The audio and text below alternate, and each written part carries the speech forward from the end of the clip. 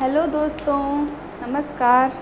आपका Atharva success point में बहुत बहुत स्वागत है। जैसा कि आप सब जानते हैं, हम आज हिस्ट्री सब्जेक्ट पढ़ेंगे जो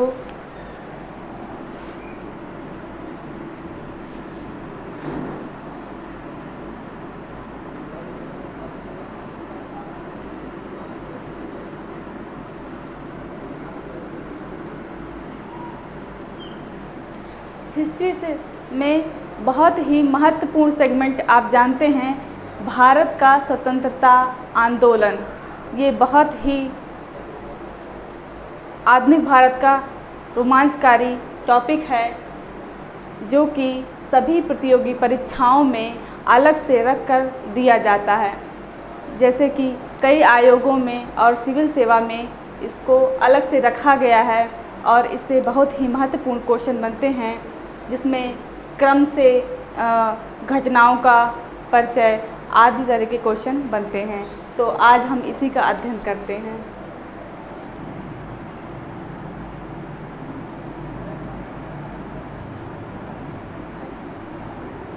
भारत का स्वाधीनता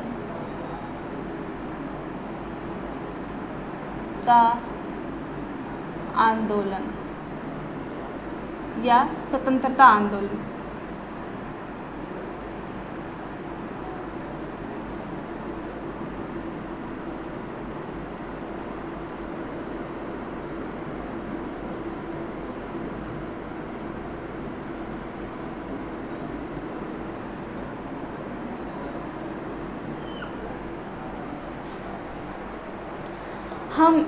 वैसे तो यह कांग्रेस की स्थापना से 1885 से शुरू होता है, लेकिन आज हम इसको द्वितीय विश्व युद्ध के समय का स्वाधीनता आंदोलन का अध्ययन करेंगे।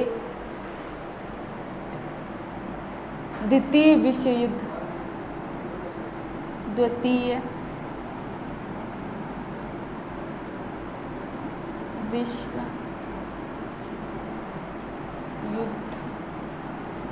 के दौरान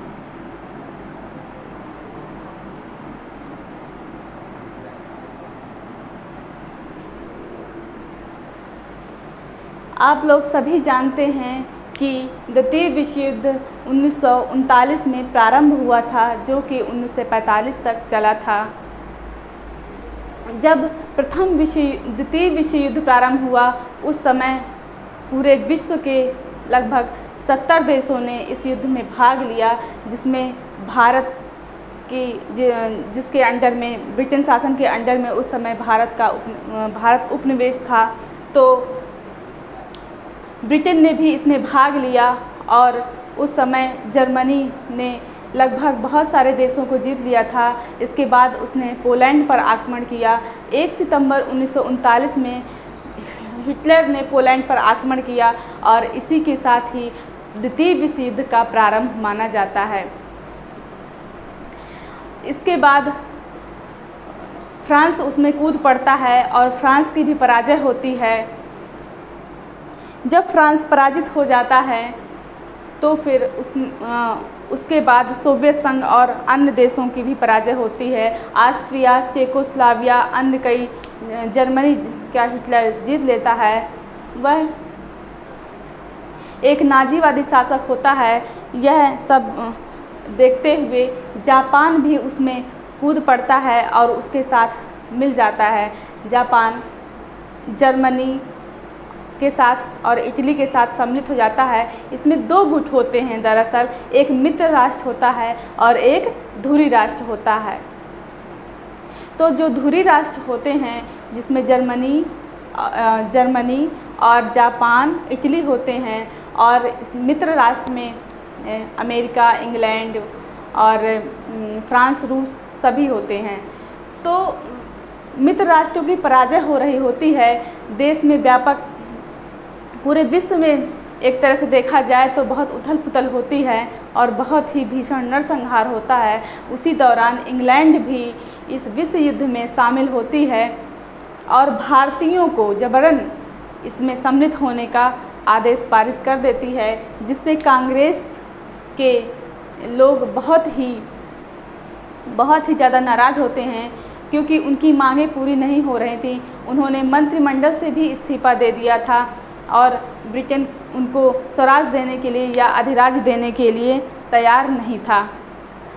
उनके बिना पूछे ही, उनसे बिना परामर्श के ही कांग्रेस के वह भारत को भी विश्व युद्ध में शामिल कर देता है। इस बात से क्षुब्ध होकर कांग्रेस 1939 अक्टूबर 1939 में मंत्रिमंडल से 28 माह कार्य करने के बाद इस्तीफा दे देती है और गांधी जी के नेतृत्व में क्या होता है, व्यक्तिगत सत्याग्रह शुरू होता है। तो सबसे पहले अगस्त प्रस्ताव आता है। अगस्त प्रस्ताव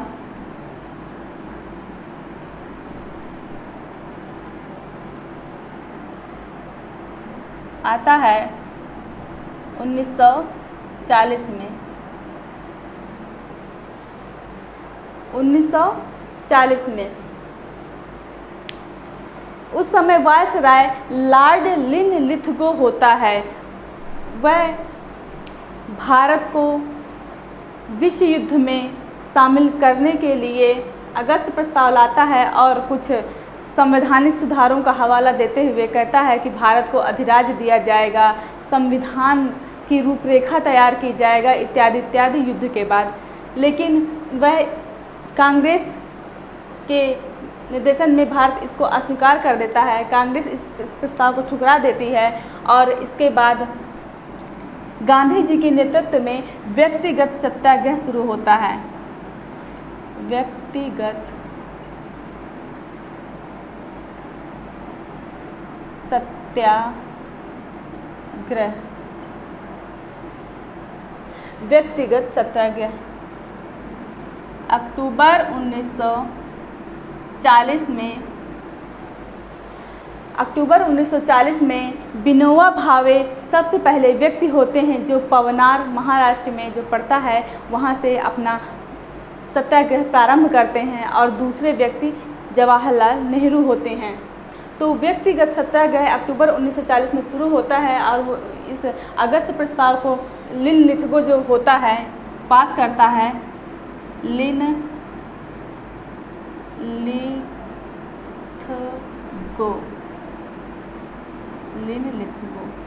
वायसराय होता है उस समय भारत का और ब्रिटेन का प्रधानमंत्री उस समय चर्चिल होता है।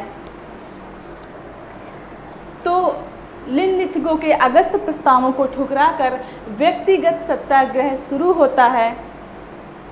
इसके बाद इसको देखते हुए जब अगस्त प्रस्ताव को ठुकरा देती है कांग्रेस, तो वह उनके ऊपर, पूरा ब्रिटेन के ऊपर सभी देशों का दबाव होता है कि आप भारत को मनाइए और उसको युद्ध में शामिल करिए। इस सब को देखते हुए दबावों से आकर चर्चिल वहाँ का प्रधानमंत्री होता है ब्रिटेन का, तो वह चर्चिल जो है क्रिप्स मिशन भेजता है। क्रिप्स मिशन कब? मार्च 1942 में।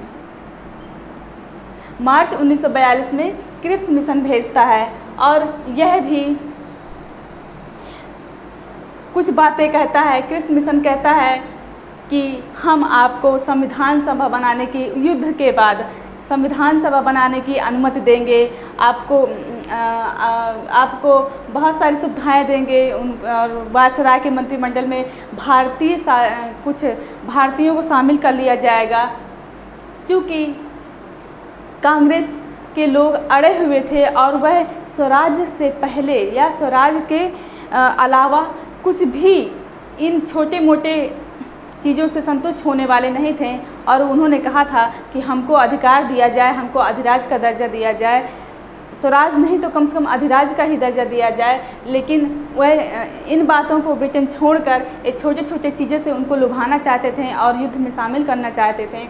इसलिए वह इन क्रिप्स प्रस्तावों को उन्होंने खारिज कर दिया, गांधी जी ने खारिज कर दिया, पूरे कांग्रेस पार्टी ने खारिज कर दिया और गांधी जी ने क्रिप्स प्रस्ताव को उत्तर दिनांकित चेक बताया, पोस्ट डेटेड चेक। तो उत्तर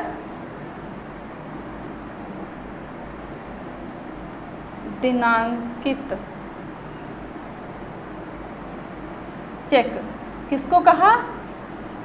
क्रिप्स प्रस्तावों को या क्रिप्स मिशन को उत्तर दिनांकित चेक की संज्ञा दी गांधी जी ने और उसको खारिज कर दिया। और उन्होंने कहा कि आप, गांधी जी ने कहा कि आप अगर यही सब लेके प्रस्ताव आए हैं तो आप इसी फ्लाइट से आप निकल जाइए और हमको एक प्रस्ताव मंजूर नहीं है, आप भारत से चले जाइए।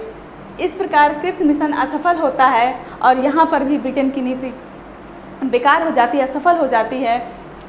इसके बाद गांधी जी बहुत बड़ा आंदोलन करने का निर्णय लेते हैं और वह बहुत ही प्रसिद्ध आंदोलन है जिसे हम कहते हैं भारत छोड़ो आंदोलन। भारत छोड़ो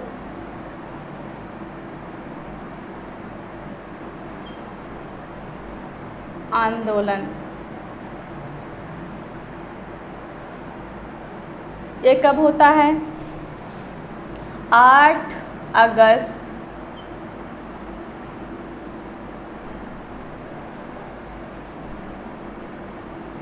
1942।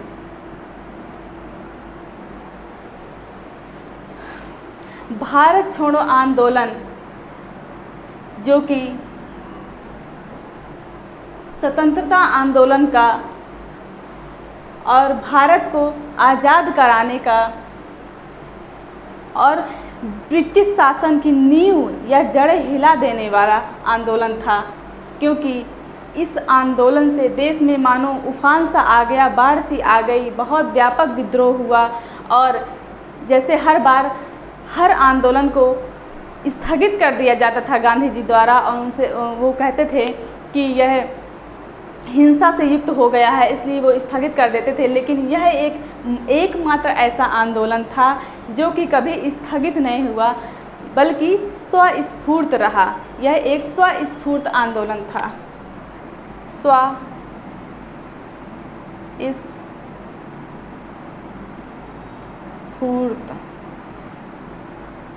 आंदोलन।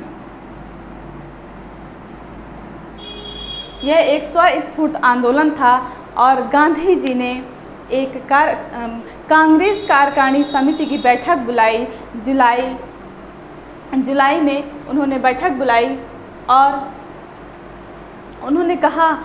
उन्होंने वर्धा में इसके बाद एक बैठक की और उसमें अगस्त प्रस्तावों को पास कर दिया गया। इसके पहले 4 जुलाई को जब गांधी जी ने प्रस्ताव रखा था तो मौलाना आज़ाद ने उनसे असहमत हो गए थे और कहा था कि यह सही समय नहीं है आंदोलन करने का, क्योंकि यह ब्रिटेन हिंसा का इसमें सहारा लिया जाएगा और इसको ब्रिटिश सरकार कुचल सकती है हिंसा के द्वारा। तो गांधी जी बहुत नाराज़ हुए और आज़ाद के बीच उनमें मतभेद हो गए। उन्होंने कहा कि अगर कांग्रेस मेरे प्रस्ताव को स्वीकार नहीं करती तो मैं कांग्रेस के ही देश की ही बालू से कांग्रेस से भी बड़ा आंदोलन खड़ा कर दूंगा। तो यह उनका बहुत ही इम्पॉर्टेंट कोटेशन है जो कि पूछा जाता है कि यह कथन किसके द्वारा कहा गया है। उन्होंने कहा कि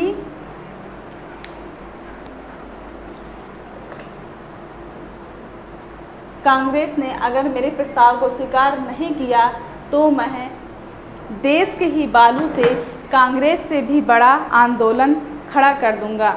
इस प्रकार उनकी बातें मान ली गईं और 14 जुलाई को पुनः बैठक हुई और उसमें कहा गया और उसमें भारत छोड़ो आंदोलन को पास कर दिया गया, उसमें प्रस्ताव को स्वीकार कर लिया गया। इसके बाद बम्बई के ग्वालियर टैंक में दोबारा कांग्रेस कार्यकारिणी समिति की बैठक हुई और उसमें इसका अनुमोदन किया गया। भारत छोड़ो आंदोलन को अगस्त क्रांति के नाम से भी जाना जाता है। किस नाम से? अगस्त क्रांति। भारत छोड़ो आंदोलन को अगस्त क्रांति के नाम से भी जाना जाता है। इसके बाद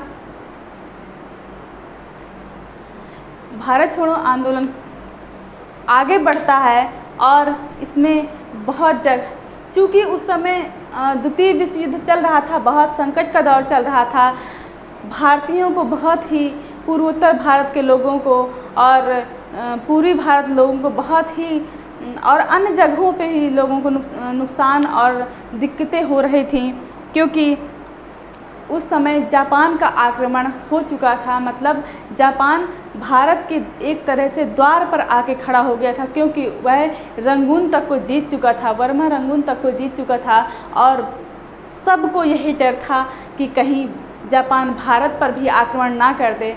इस कारण गांधी जी बार बार यही कह रहे थे कि अंग्रेज़ों, भारत छोड़कर चले जाओ, हमको जापानियों की दया पर छोड़ दो, हमको अनुशासित इस व्यवस्था से हमें नहीं चाहिए, और हमको अनुशासन विहीन होकर ही छोड़कर चले जाओ, हम देख लेंगे, आप भारत छोड़कर चले जाओ। इसी में गांधी जी ने किसका नारा दिया था? करो या मरो। गांधी जी ने कहा करो या मरो। जो गांधी जी कभी हिंसा के खिलाफ थे, आज वही उन्होंने कहा हिंसा के अलावा सारे प्रयत्न किए जाएंगे। हालांकि बाद में इसमें बहुत हिंसा हुई, लेकिन और इसका जिम्मेदार उन्हें कहा गया, लेकिन वो इस बात को स्वीकार उन्होंने नहीं किया, और ना ही उन्होंने यह बात मानी कि इसमें हिंसा हुई है। तो करो या मरो का उन्होंने ना इसका विरोध किया उन्होंने, और उन्होंने करो मरो का कहा कि अभी नहीं तो कभी नहीं, और हमको हर हाल में स्वराज प्राप्त करना है, या तो हम स्वराज प्राप्त करेंगे या इसको प्राप्त करने के लिए अपनी जान दे देंगे। हम गुलामी की या दास्तां की इस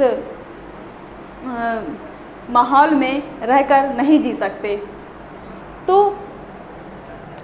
गांधी जी ने करो मरो का नारा दिया असहयोग आंदोलन में ही। अगर आपसे पूछता है कि करो या मरो का नारा किस आंदोलन में दिया, तो किस आंदोलन दिया? भारत छोड़ो आंदोलन में। इसके बाद जापानियों के डर से, जापानियों के आक्रमण के डर से अंग्रेज़ों ने भारत में सिंचाई की नहरों का पानी खाली कर दिया, तो इससे खेत सूख गए, किसान परेशान हो गए। इसके अलावा नावें बंद कर दी ताकि वो नावों का प्रयोग करके ना आ पाएँ, तो वो भी उन्होंने हटा दिया, जिससे नाविकों को बहुत असुविधा हुई। इस प्रकार बहुत सारी असुविधाओं का भारतीयों को सामना करना पड़ रहा था, इसलिए सभी ने ज़ोर शोर से इसका विरोध किया, और उन्होंने कहा कांग्रेस ने कि हम आपका सहयोग करेंगे, द्वितीय विश्व युद्ध में आपका साथ देंगे, लेकिन आप पहले हमारी मांगे तो मानो। लेकिन उन्होंने कोई मांग नहीं मानी भारत की। उन्होंने बस केवल द्वितीय विश्व युद्ध में भारत का सहयोग चाहा और बदले में कुछ नहीं। इसलिए कांग्रेस भी अड़ी रही और उन्होंने ठान लिया कि हम स्वराज प्राप्त करके ही रहेंगे।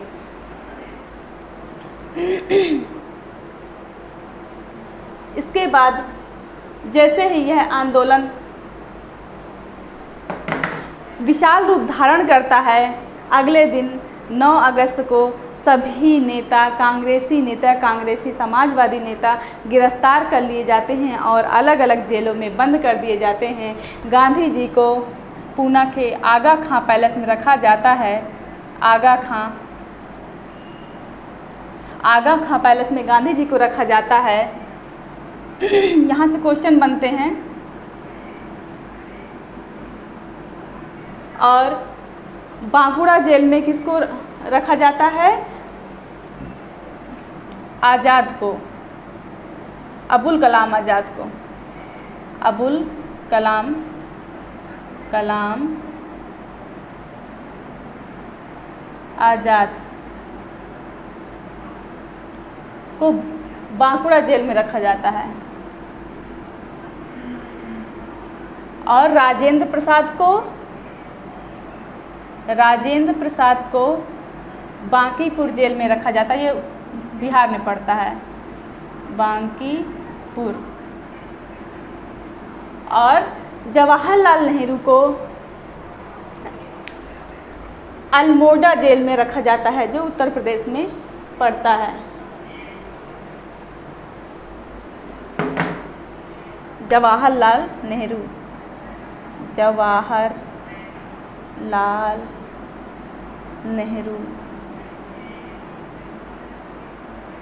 को अल्मोड़ा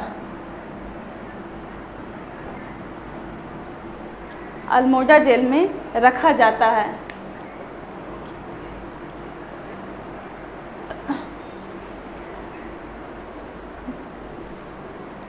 ठीक है, तो इनको जेल में रखा जाता है।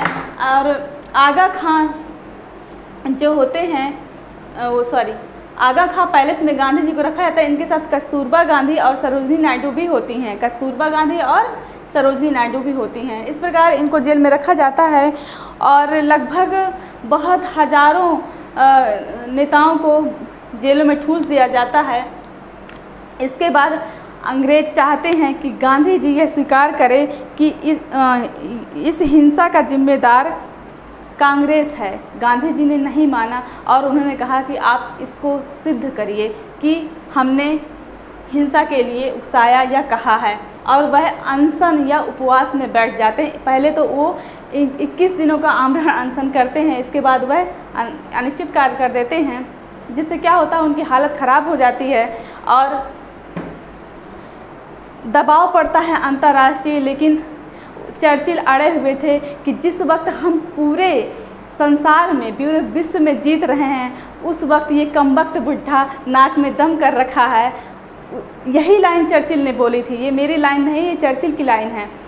और उसने कहा कि इस कमबख्त बुढ़े ने हमारे नाक में दम कर रखा है जिस वक्त हम पूरे संसार में जीत रहे हैं। और उन्होंने तो गांधी जी के अंतिम संस्कार की भी तैयारी कर ली, लेकिन अंतर्राष्ट्रीय दबाव पड़ने के कारण बाद में गांधी जी को छोड़ दिया गया और गांधी जी ने भी उपवास बंद कर दिया, तोड़ दिया अपना उपवास। इस प्रकार यह असहयोग आंदोलन बहुत सफल हुआ। और इसी समय कुछ कांग्रेस समाजवादी पार्टी के सदस्य समानांतर सरकारें चला रहे थे। इसी आंदोलन के समय समानांतर सरकारें बनाई, जिसमें कुछ सदस्य थे। इसके सदस्य थे जयप्रकाश नारायण, अच्युत पटवर्धन, मीनू मसानी और उषा मेहता, बीजू पटनायक आदि।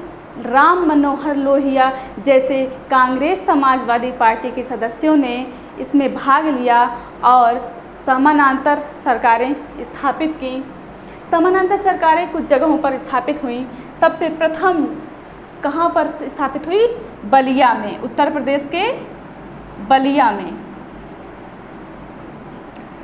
बलिया में समानांतर सरकार स्थापित हुई चित्तू पांडे के नेतृत्व में। चित्तू पांडे के, ये क्वेश्चन पूछा जाता है कि सर्वप्रथम समानांतर सरकार कहाँ पर स्थापित हुई? बलिया में।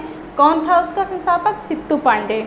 इसके बाद महाराष्ट्र के सतारा वाईवी चौहान, महाराष्ट्र के सतारा में वाईवी चौहान इसके संस्थापक थे। इसके बाद बंगाल में स्थापित हुई तामलुक, बंगाल के तामलुक में।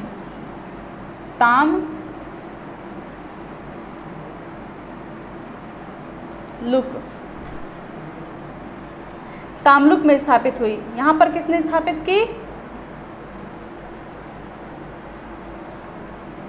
वाईवी चौहान। वायवी चौहान ने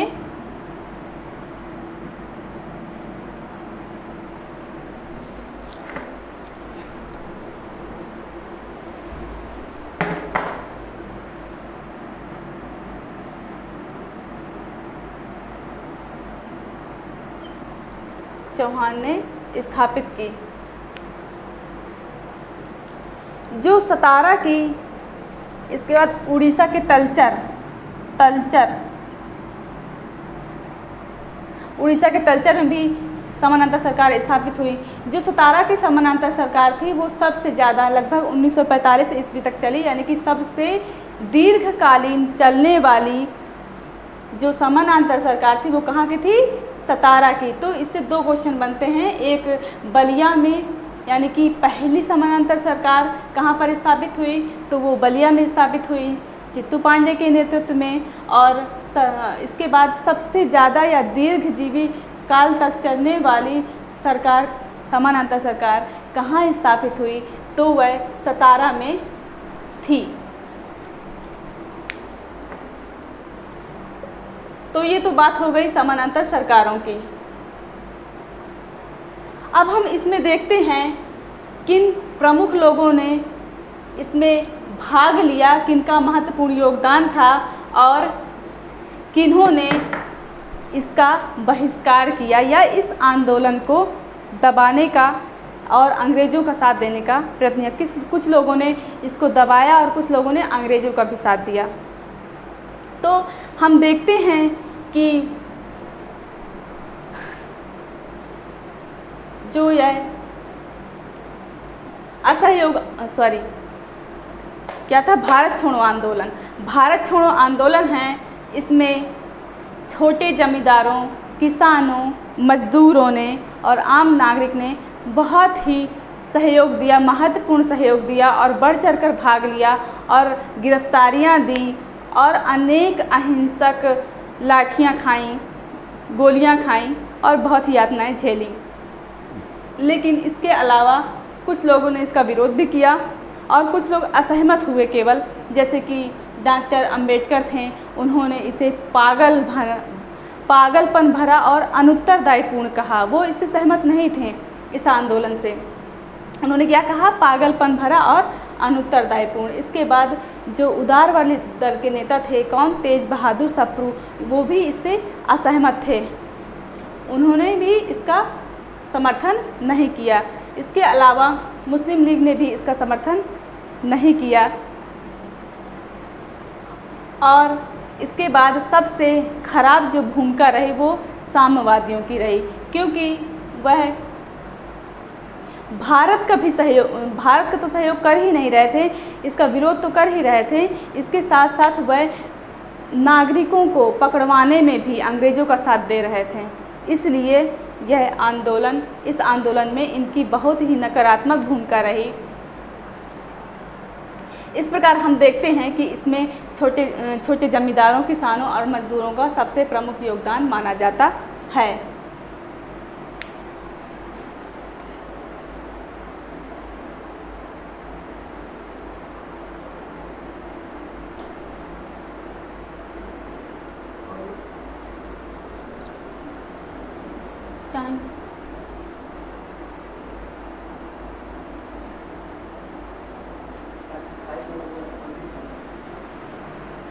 इसके बाद हम देखते हैं सुभाष चंद्र बोस ने इसका पुरजोर समर्थन किया और उन्होंने इसे अहिंसक गुरिल्ला युद्ध, सुभाष चंद्र बोस ने इस युद्ध को क्या दिया नाम? अहिंसक गुरिल्ला युद्ध।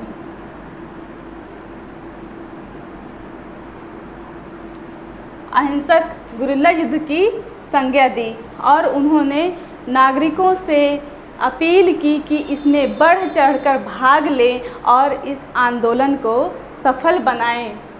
इस प्रकार सुभाष चंद्र बोस 1941 में भारत के बाहर चले गए, जर्मनी, जापान और होते हुए सिंगापुर में उन्होंने आज़ाद हिंद फौज का गठन किया और जापानियों के सहयोग से जापानियों ने जो सिंगापुर, दक्षिण पूर्व एशिया, इंडोनेशिया से जो रंगून और अन्य देशों से जो ब्रिटेन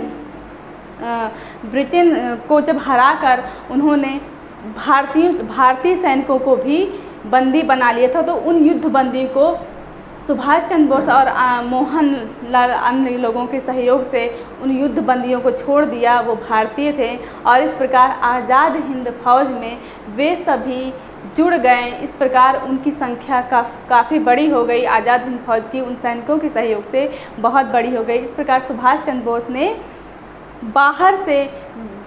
भारत के बाहर से इसको प्रसिद्ध दिलाई, इस आंदोलन को प्रसिद्ध दिलाई और अपना महत्वपूर्ण योगदान दिया। इस प्रकार हम देखते हैं कि भारत छोड़ो आंदोलन से ब्रिटिश जड़ें हिल गईं और उन्होंने अब उनको लगने लगा कि भारत में रहना अब आसान उनके लिए नहीं रह गया। तो यह आंदोलन सफलतापूर्वक रहा और बाद में गांधी जी को छोड़ दिया गया। इस प्रकार हम देखते हैं कि भारत छोड़ो आंदोलन हमारा सफल होता है और भारत छोड़ो